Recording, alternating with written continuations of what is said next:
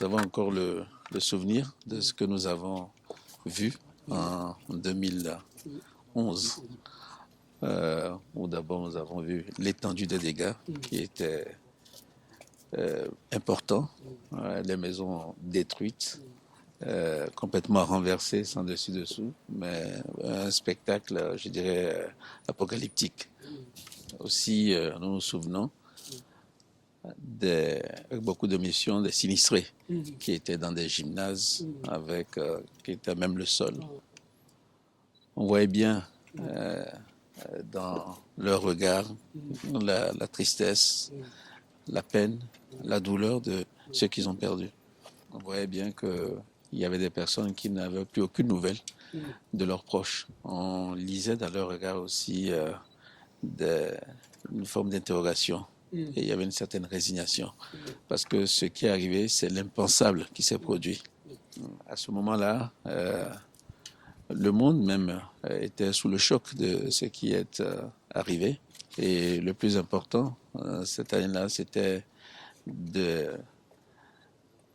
la vie, d'avoir échappé à cette catastrophe. Ce qui m'avait aussi frappé, je me souviens bien que il n'y avait pas de la panique. Il y avait une forme de résignation, mais il n'y avait pas d'affolement. Il y avait une forme de sagesse face à la fatalité. Il n'y avait pas de colère, pas de revendication. Voilà. Et ça m'avait beaucoup marqué. Voilà. Donc ce sont les images que nous avions de ce lieu. Et de revenir aujourd'hui, où on ne voit plus aucune trace de ces dégâts, aucune trace de ces destructions.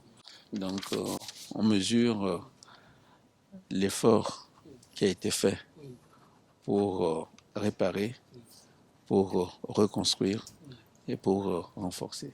On voit que la vie a repris totalement la place. Et je crois que si on n'avait pas vu l'étendue des dégâts, on ne saurait pas qu'il y a eu quelque chose ici. Et je voudrais, par ma modeste voix, vraiment féliciter les autorités municipales, féliciter le gouvernement pour cet effort de reconstruction qui a été fait.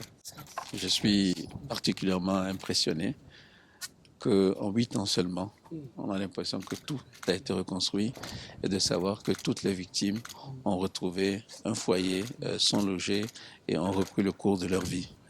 Et je voudrais saluer et dire combien nous sommes admiratifs de la résilience de la société japonaise, de la force de la société japonaise qui dit que face à la fatalité, eh bien, le pays, la communauté, la société a su réagir. C'est avec plaisir que j'accepte la proposition de Monsieur le maire, peut-être d'avoir un jumelage entre cette localité et une des villes du Togo.